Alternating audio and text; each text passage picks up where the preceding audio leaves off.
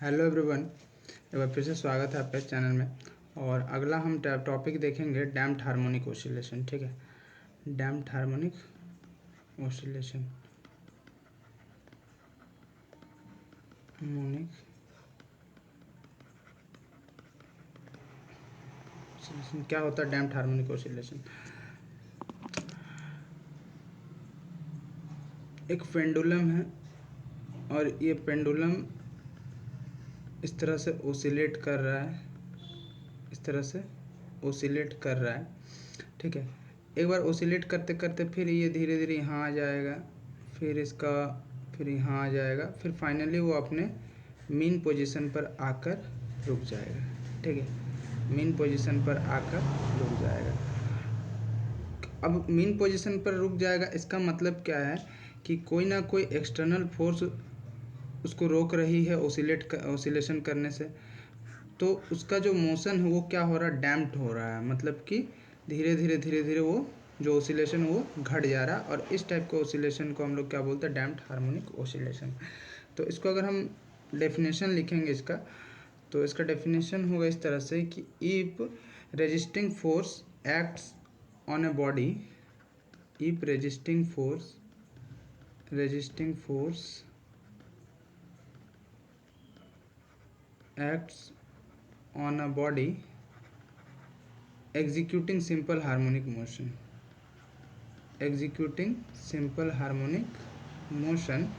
the amplitude of vibration does not remains constant। तो जो amplitude होगा वो रिमेंस कांस्टेंट नहीं होगा। ठीक है, तो एम्पलीट्यूड होगा वो रिमेंस कांस्टेंट नहीं होगा, but decrease gradually such as vibration are known as damped vibration. और जो डिक्रीज करेगा धीरे धीरे उस टाइप के वाइब्रेशन को हम लोग बोलेंगे damped vibration. This type of motion is known as damped harmonic oscillation और मोशन। ओके, तो ये जो वाइब्रेशन हुआ इसमें कुछ एक्सटर्नल फोर्स अप्लाई, मतलब ये जो पेंडुलम था ये धीरे धीरे अपने मीन पोजीशन पर आकर रुक गया। ठीक है, मीन पोजीशन पर आकर रुक गया। तो रुकने का जो कारण था वो कारण क्या था? वो कारण सिर्फ यही था कि कोई ना कोई रेजिस्टिंग फोर्स इस पर अप्लाई हो रहा था जो इसको ओसिलेट होने से रोक रहा था। ठीक है, ओसिलेट होने से रोक रहा था, अपने नेचुरल फ्रीक्वेंसी से जो ओसिलेट हो रहा था इसे ओसिलेट होने से रोक रहा था। तो धीरे धीरे इसका जो ओसिलेशन है वो क्या हो रहा था? डैम्प्ड हो रहा था, मतलब धीरे धीरे कम हो रहा था। तो इस टाइप के ओसिलेशन को हम लोग बोलते हैं डैम्प्ड हार्मोनिक ओसिलेशन। ठीक है, आई थिंक ये समझ में आ गया होगा। तो इसका डेफिनेशन लिखने की उतना बहुत ज़्यादा ज़रूरत नहीं, बस चीज़ को समझना है कि क्या है डैम्प्ड हार्मोनिक ऑसिलेशन। अब हम इसी का इक्वेशन देख लेते हैं। तो इक्वेशन अगर हम देखना चाहें तो ऐसा तो बहुत बड़ा होगा, डैम्प्ड हार्मोनिक ऑसिलेशन का डेरिवेशन का रिक्वायरमेंट है नहीं, मैं जस्ट थोड़ा थोड़ा बता देता हूँ। ठीक है, तो देखिए अब हमें पता है कि जो रिस्टोरिंग फोर्स है is directly proportional to displacement, restoring force is directly proportional to displacement, that is F is, हम F1 मान लेते हैं, F1 is directly proportional to minus x. और ये माइनस एक्स क्यों आया ये सभी को पता है, इससे पहले हमने पढ़ा था। और यहाँ पे जब हम प्रोपोर्शनल हटाएंगे तो ये हो जाएगा के एक्स, और के क्या है? कांस्टेंट है। और जो फ्रिक्शनल फोर्स है, एक फ्रिक्शनल फोर्स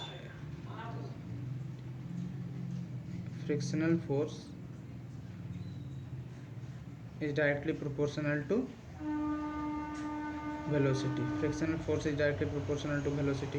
तो इसे हम क्या लिख सकते हैं? F2 is equal to minus of D x by D T. ये D x by D T क्या है? ये वेलोसिटी है। ठीक है, तो यहाँ पे दो ये बना। अब यहाँ पे हम एक और कांस्टेंट लेते हैं, यहाँ पे क्या हो जाएगा आपका? F2 क्या था? Directly proportional to D x by D t, minus of D x by D t. तो F2 जब हम अपन प्रोपोर्शनल हटाएंगे तो एक कांस्टेंट आएगा, उस कांस्टेंट को हम z मान लेते हैं, तो D x by D T. And F is equal to minus K X. F is equal to जो रिजल्टेंट होगा, मतलब कि जो रिजल्टेंट फोर्स होगा, रिजल्टेंट फोर्स से यहाँ पे इस तरह से लिखते हैं हम, एक मिनट, जो रिजल्टेंट फोर्स होगा, resultant force F is equal to क्या हो जाएगा, F1 plus F2।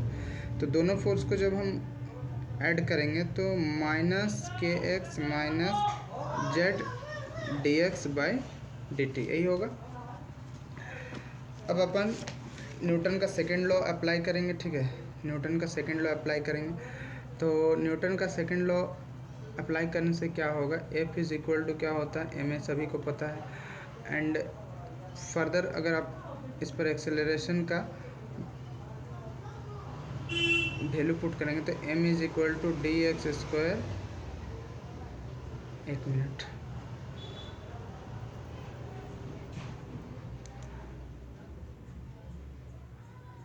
m is equal to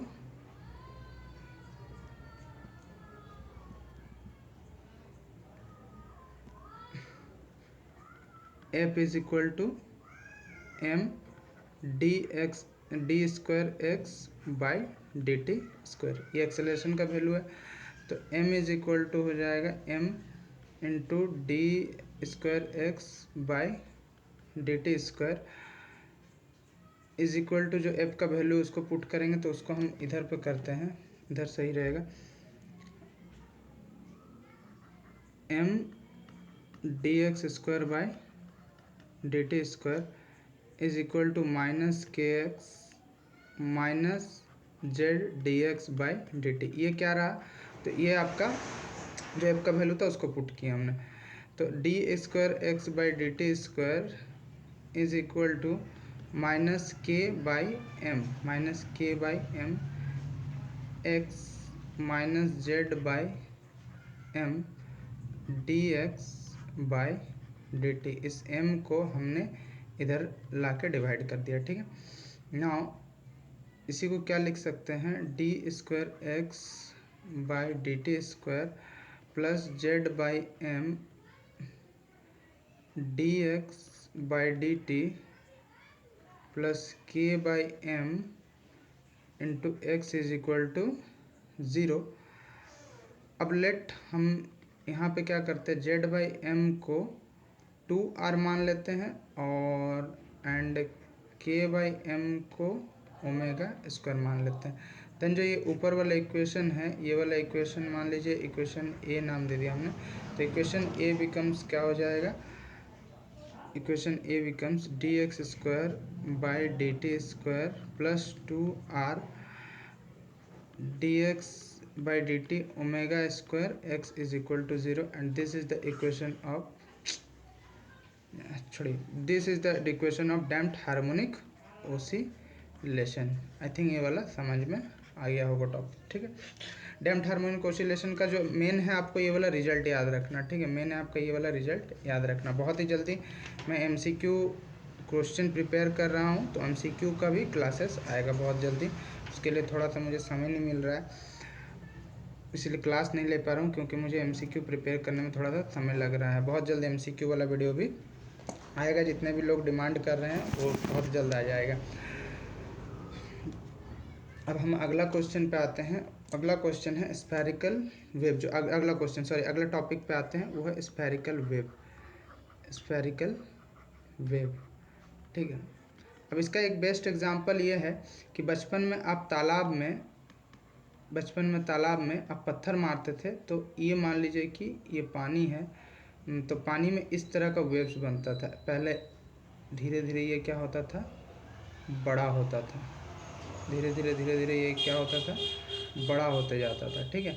और यहाँ ये मान लीजिए यहाँ इस जगह पे आपने पत्थर फेंका, तो इस पत्थर के बाद ये वेव धीरे धीरे बड़ा होगा। और ये जो है ये कोई पॉइंट सोर्स है, मान लीजिए पॉइंट सोर्स है, पॉइंट सोर्स है।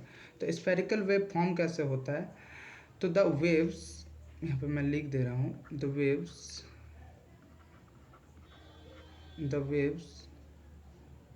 in which locus of all particles of medium vibrating vibrating in same phase, vibrating in same phase are spheres. And ये जान लीजिए कि the source of spherical wave are point source, ठीक है। जो spherical wave का जो सोर्स होता है वो एक कोई पॉइंट सोर्स होता है। तो इसको हम इस तरह से समझते हैं कि एक कोई पॉइंट सोर्स है, ये मान लीजिए ये कोई पॉइंट सोर्स है और इससे आपका वेव निकल रहा है, इससे आपका ये पॉइंट सोर्स है और इससे हमारा मान के चलिए कुछ वेव्स फॉर्म हो रहे हैं इस तरह से, वेव्स फॉर्म हो रहे हैं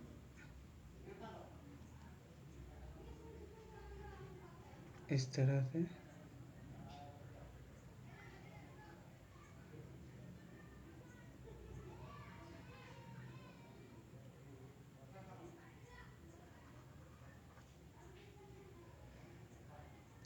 तो इनका जो लोकस बन रहा है, ये जो लोकस, ये जो पॉइंट है, इनको हम लोकस बोलते हैं, ठीक है।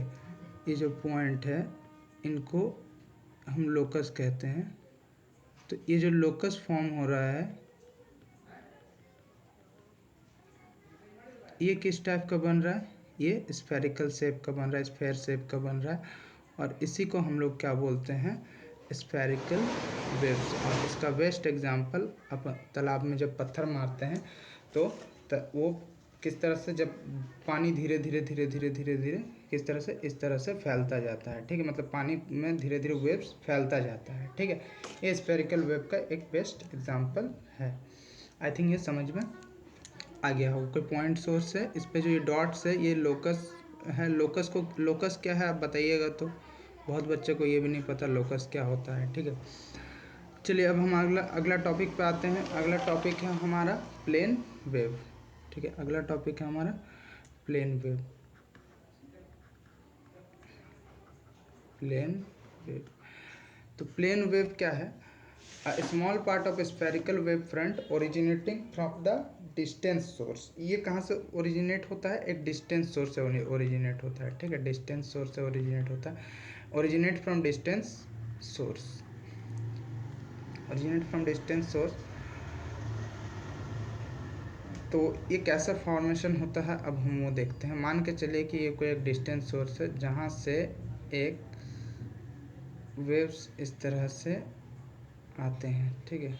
वेव्स इस तरह से निकल रहा है। तो अगर हम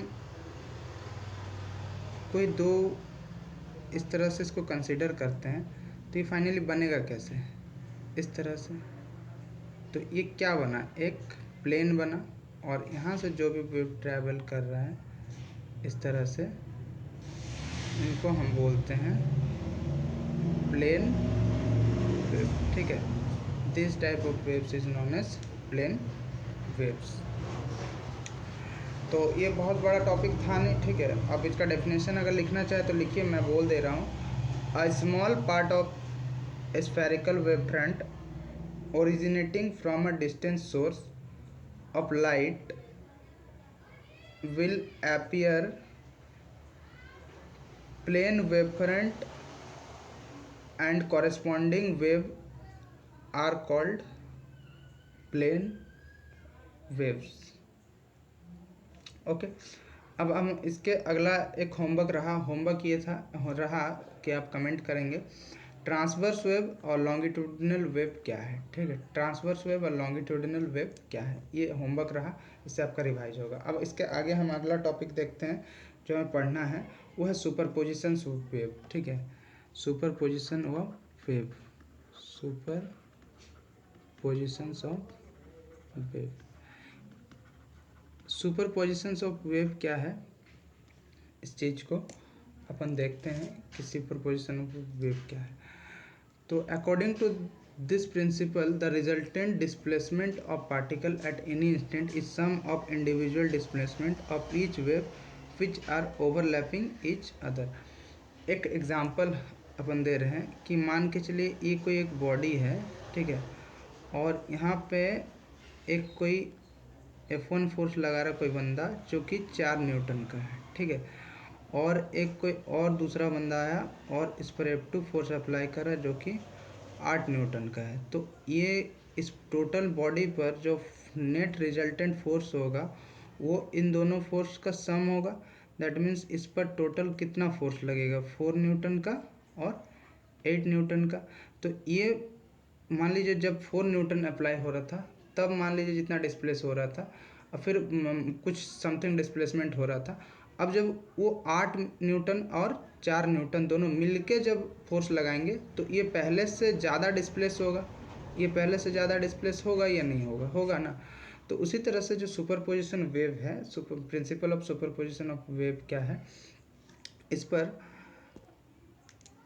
मान के चलिए कि अपन वेव बनाते हैं। 1 मिनट, एक स्केल चाहिए।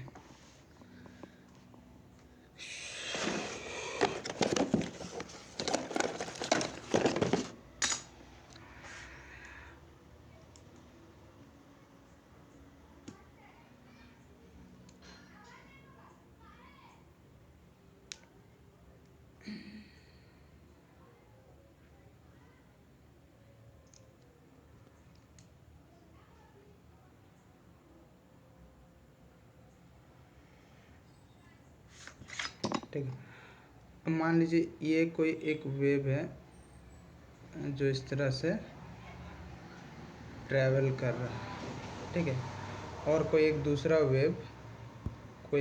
वेव जो कि नहीं सॉरी, ये एक दूसरा वेव में से बनने में थोड़ा सा गलती हो जा रहा है, इस तरह से नहीं बनेगा, ठीक है। और एक वेव अपन डॉट लाइन में बना देते हैं या दूसरा कलर से बना देते हैं, ब्लैक से बना देते हैं। एक वेव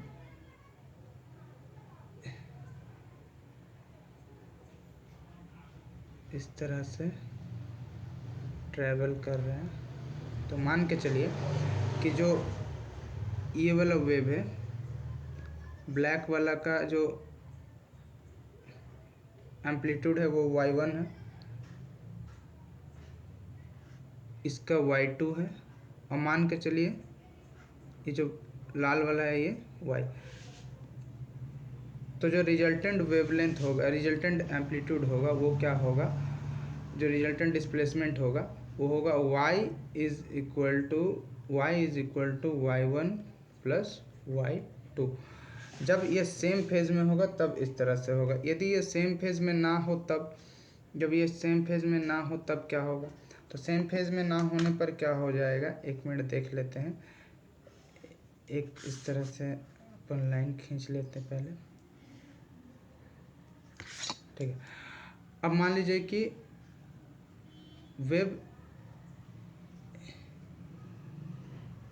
एक वेव इस तरह से मूव कर रहा है, मैंने डिफरेंट फेज में,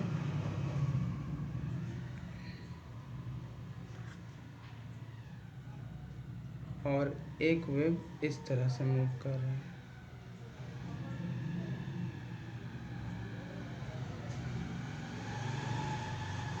ठीक है, तो यहाँ पे जो फेज है वो क्या है, डिफरेंट है।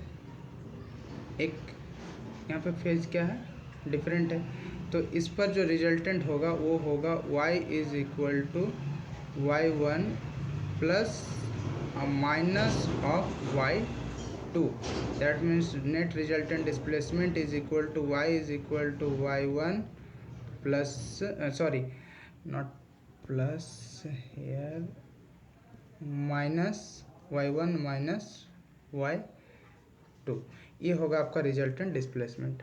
तो इसको हम लोग बोलते हैं कंस्ट्रक्टिव इंटरफेरेंस, और इसको ये जो पहला वाला है ये है डिस्ट्रक्टिव इंटरफेरेंस। ठीक है, इसका पिक्चर मैं नेक्स्ट क्लास पे ज़रूर दिखाऊंगा और इसे अच्छा से थोड़ा और एक्सप्लेन करूंगा, क्योंकि यहाँ पे जो इमेज है वो बन नहीं पा रहा है। ठीक है, तो मैं इसको फ़ोटो खींचूंगा कॉपी में, उसके बाद आपको ये एक्सप्लेन करूँगा। Thank you for watching this video, और MCQ का भी वीडियो बहुत जल्द आ जाएगा। आएगा, कुछ दिन खाली रुक जाइए। Thank you. और जेएसएससी लैब असिस्टेंट का फॉर्म ज़रूर फिल करें।